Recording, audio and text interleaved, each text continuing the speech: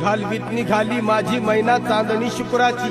गाऊंद्रीला येताच कळी कोमेजली तिच्या मनाची, शिकस्त केली मी तिला हसवण्याची, खैरात केली पत्रांची वचनांची, दागिन्यांनी मडवून काढायची, बोली केली शिंदेशाही तोड्याची,